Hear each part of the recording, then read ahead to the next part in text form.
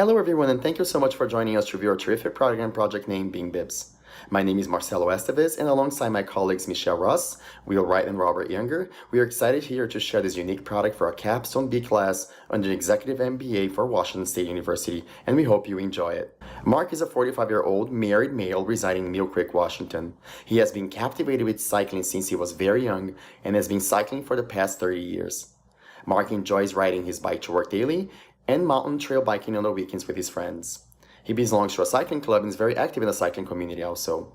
He believes that cycling keeps him in shape and is helping him with stress and a balanced life demanding his career and lifestyles. He's creative, persistent, goal-oriented, technology-driven, and savvy. He enjoys visiting and reviewing online and local shops to review products and compare prices. He also believes the environmental friendly products are the way for the future. But recently, after he turned 45, he started experiencing a lot of cycling-related problems. He has less energy and finds himself getting tired early and early on his rides. He started suffering from constant dry skin in his groin area, problems with odor, and he's seeing an increasing rashes and inflammation. These issues are actually making his daily rides extremely uncomfortable. He's losing his passion for cycling more and more frequently. He feels unmotivated and unhappy. He's noticing a drop in productivity and work and starting gaining weight. He's also seeing family issues and relationship issues. He's actually reconsidering his daily routine and weekly routines that has always been his favorite exercise and stress reliever. As Mark's story demonstrates, a more sedentary lifestyle for an average cyclist can be extremely devastating. And TeamBeanBibs is the solution to this gap. We've designed a new active wear line of clothing or cycling bibs made from high-quality coffee fabrics, which are infused with transdermal micro beads. And our value proposition is that we're innovative. Actually, in the cycling active wear market and community, our product has odor-reducing properties of coffee fabrics. It includes aloe, vitamin E, vitamin B12, and hemp oils. It reduces odor, soreness, and rash. It can be used or its benefits continue for over 100 plus washes, and it's a top quality cycling garment. Let's provide our company description. We're a design, sales, and marketing company aiming to deliver cycling clothing to customers designed to nail or reduce cycling pain to create strong and more fearless cyclists. We are based in the Pacific Northwest, and we cater to competitive and hobby cyclists. Our vision is that to naturally reduce cycling pain to create more strong and fearless cyclists, and our mission is that we are passionate about cycling. We strive to create a thriving community of strong and fearless cyclists by designing specialized apparel that motivate you, the cyclist, to never miss a ride.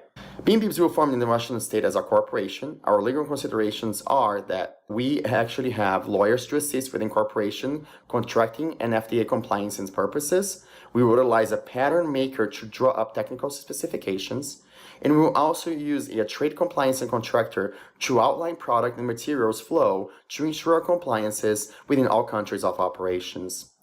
And now let's review our industry analysis. Our industry overview based us under the NAICS code 315220, which is the most relevant industry for our purposes since it applies to operators who manufacture men's and boys' apparels from purchased fabrics. It also includes activities, buying raw materials, designing and preparing samples, arranging for apparel to be made from raw materials, and marketing finished apparel, especially also under the athletic and manufacturing products. Even though there are $1.5 billion in revenue here, a profit of $39.4 million, an export sitting at $737 million, and an average of 2,228 businesses in the industry, this industry is actually declining currently due to the outsourcing and offshoring of products and labor.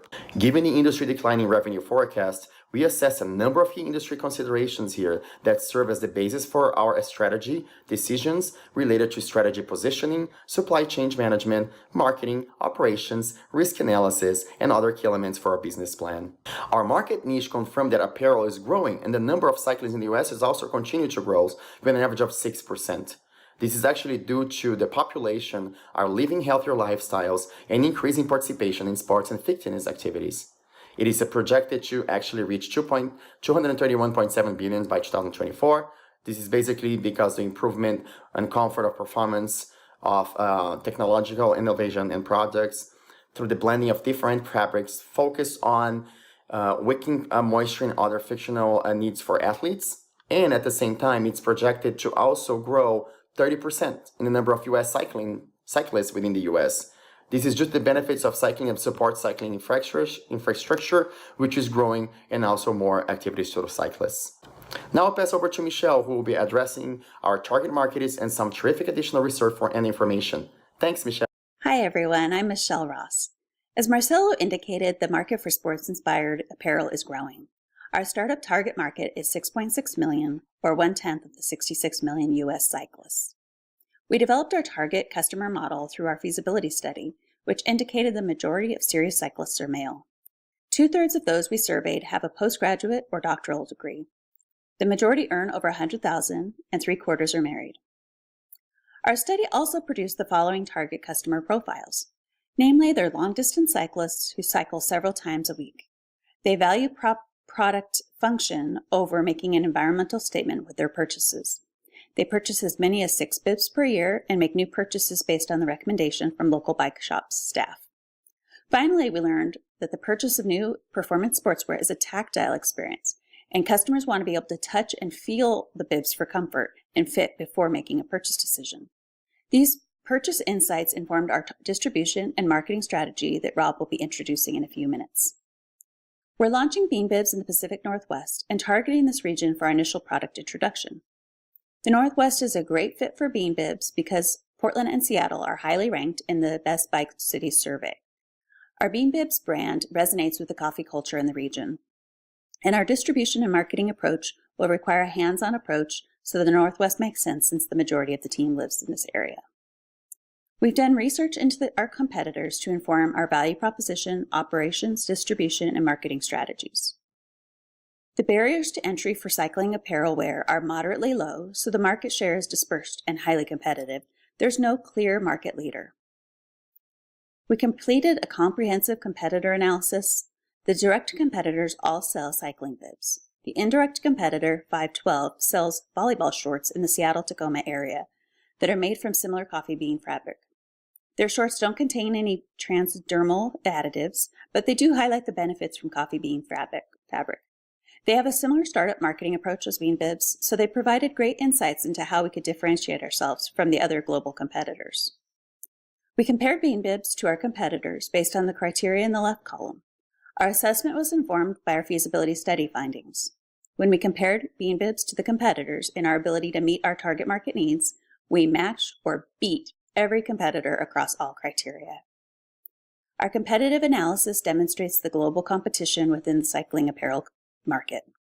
Our model will help us compete on price while differentiating our product by focusing on addressing common saddle pain issues. Our feasibility study revealed that sustainably sourced materials are not important to our target customer. As a result of this market insight, BeanBibs are differentiated from the competition by focusing on the odor-reducing, drying, and UV protection capabilities rather than sustainability of coffee ground fabric. In addition, we compete by focusing on reducing saddle area issues related to pain, soreness, and rash by infusing our fabric with transdermal microbeads containing natural aloe, vitamin E, vitamin B, and hemp oils. Our price point is competitive, and our distribution and sales approach differentiate us from all the direct competitors.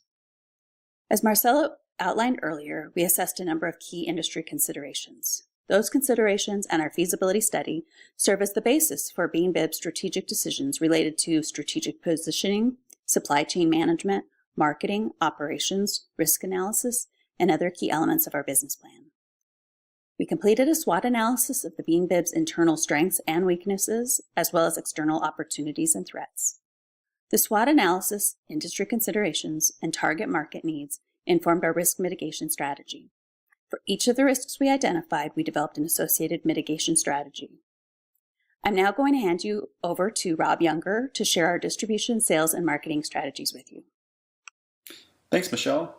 And now I'm going to talk to you guys about our distribution, sales, and marketing strategy. So these are functional core items that make up BeanBibs as a company.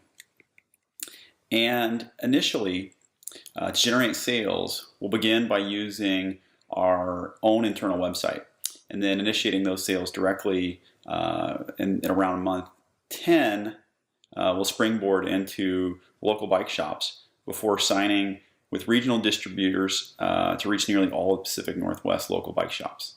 In 2020, we'll expand nationally and launch our Amazon storefront. So search engine optimization, search engine marketing, social channels, traditional online periodicals will all be a big part of our strategy. Building landing pages that focus on keyword searches that individuals interested in quality cycling bibs or a garment that may help them solve some complicated cycling issues will be a core part of our strategy. From an operations management standpoint, there's a lot of different things that we're going to have to cover off on. First and foremost, we're going to be doing contract manufacturing, and we'll have to set up for that with our Asian partners.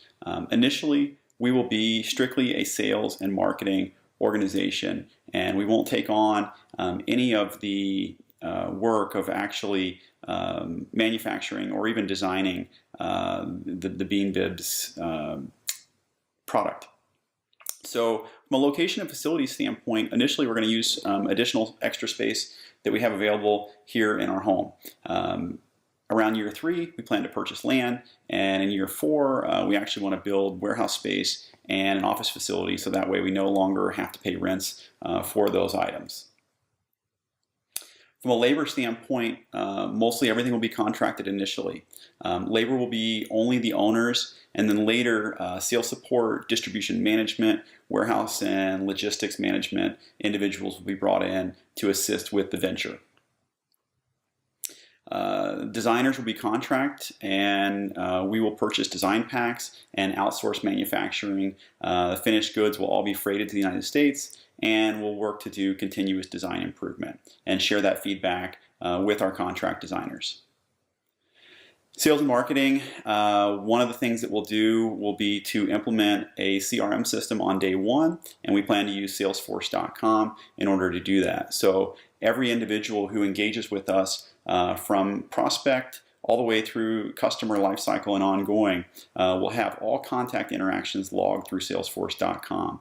We'll customize and tailor the experience to each individual to make it seem as if it's a one-on-one type of conversation. And we'll even retarget into social channels like Facebook so that individuals will be presented with relevant ad content based on their viewing habits. Amazon Web Service will be utilized for a shopping cart and website creation platform, and that will allow us to keep infrastructure costs relatively low in terms of implementing technology. And in terms of financial controls and contingency planning, we know that there will be rough patches and there might be some tumbles, but we plan to use software as a service anywhere that it's available, and to avoid the purchase or deployment of any type of physical technology from an infrastructure standpoint. Salesforce.com will be utilized top to bottom, not only for our CRM system, but also for inventory management and a number of other key HR related functions. Xero.com will be the accounting platform that we utilize as well in order to be able to be scalable when we need that growth. From a technology standpoint, here we say we have a preference to leverage software as a service, but that preference really is more of an edict, and that we will not deploy physical infrastructure if there is a software as a service equivalent available instead. In fact, on day 1 and even through the first few years of operations, we intend to only buy MacBooks and mobile phones for employees of the organization. Now, on to the management and organization plan. So this business venture will be led by myself, and I, with a background in sales, customer relations, and technology, and as an executive leader within the banking industry, have experience to be able to help get this venture off the ground. Michelle Ross will take the lead on operations, fulfillment, and distribution, and she's very experienced in project management and outsourced vendor relationships, which will come in very handy, as well as the operations experience that we're going to need. Will Wright will take the lead on financial controls, contingency planning, and contract management, and has a deep history in logistics planning and management, operational planning, supply chain management, and as a former military elite fighter, has the dedication that we need for someone in this position.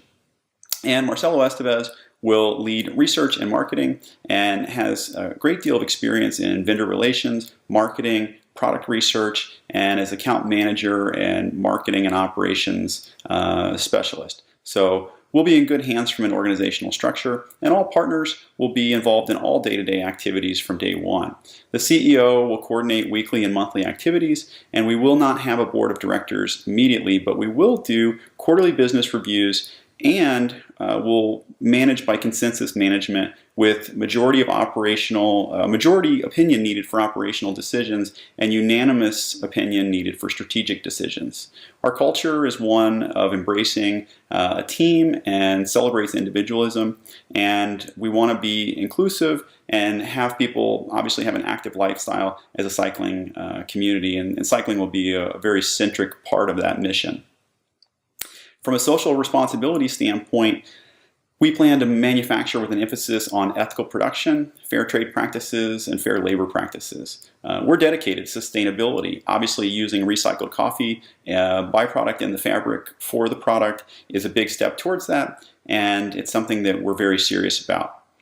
In terms of our overall values, well, we want employees to feel that they are respected and that they work at a place of integrity and with honesty, and we plan to always take responsibility for our actions. And if we do something that's not right, to make it right, to always be transparent, to be focused on how our decisions impact our employees, our communities, and our environment, to always be ethical in our practices, and to value diversity. Beyond that, we want to create a safe space for people to work and a healthy place to work, and to provide a safe route for people to highlight any areas of non-compliance within our organization. We plan to do a lot in our communities and to support bike-friendly policies and advocacy. We will do a lot of sponsorship. We're going to donate products for events, and in particular to groups within underprivileged parts of our community, and we're going to connect with nature on a regular basis. From a sustainability standpoint, again, product is made from a sustainable method, and we're going to encourage ride to work days. We're going to have recycling policies in our office and make that easy for employees to participate in. And we're going to be partnering with other green businesses to ensure that overall, top to bottom, BeanBibs is being as sustainable as is possible. And now, Will is going to talk about our exit plan. Thank you. Yeah, I'm Will Wright, and I'm going to cover BeanBibs' development and exit strategy. Then I'll go over our financials, and then we'll finish up with the ask and the deal. BeanBibs intends to grow rapidly to become the niche leader in the U.S. for the application of coffee fabric infused with natural transdermal additives designed to reduce odor, soreness, and rash. We plan to promote the BeanBib brand by focusing heavily on Pacific Northwest local bike shop employees in order to gain buy-in and develop them into early evangelists that will promote our product for us. In our first year, we also plan to go to Interbike, North America's largest bicycle industry trade show. While we're at Interbike, we'll be able to establish relationships with regional and national level distributors. These distributors will be able to enable us to broaden our geographic scope beyond the Pacific Northwest.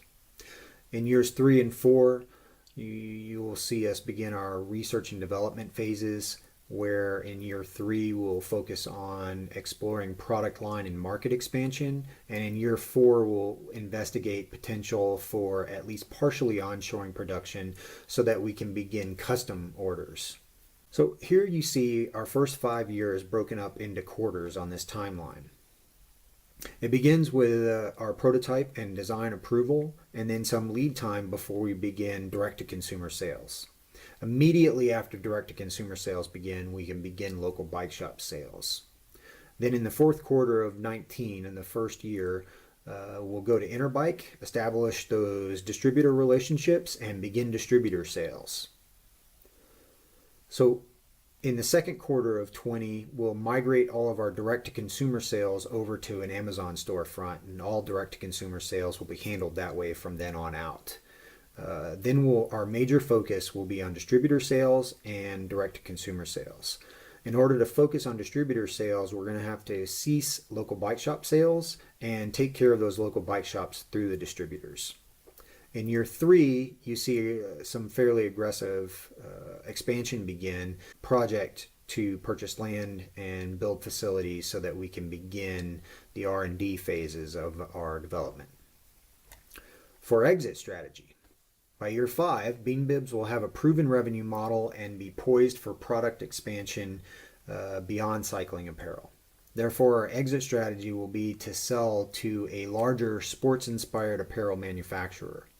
Within 5 years, we anticipate BeanBibs will generate an estimated cash balance of $8.5 million and an estimated NPV of $9.7 million. So for our financial plan, BeanBibs will launch with an initial investment of $50,000 from each of the 4 founding members and $1 million from outside investors. BeanBibs' first 5 months will be dedicated to startup activities, including incorporation, contracting with material suppliers and manufacturers, meeting with a trade compliance contractor, and building out our prototype. We anticipate revenue generating activities starting at a low level in the 6th month of year 1, with the first delivery of inventory in June 2019. Our multi-channel marketing and distribution strategy will enable an aggressive sales approach. BeanBibs startup expenses are lean due to our sourcing and operations strategies. In year 1, most of our expenses are due to salaries, benefits, payroll taxes, professional services, marketing, and travel. Our expenses start ramping up in year 3 as we begin investing in more employees and R&D into the additional product lines or markets and onshoring some aspects of the product manufacturer assembly to accommodate custom bib orders. Cash flow. Our investment strategy approach and lean cost structure enable cash flow growth to begin late in year 1. Our inventory arrives in large batch orders from Asia, which results in cash flow ebbs and flows throughout the first 2 years.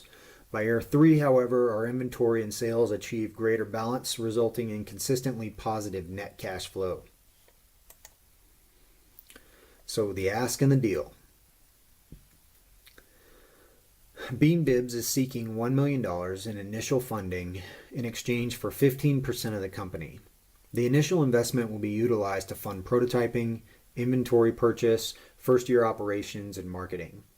BeanBibs' net present value of $9,776,895 is based on 5 years cash flow at a 10% discount rate. The investor's return will be $1,466,534, or 47% ROI. Thank you.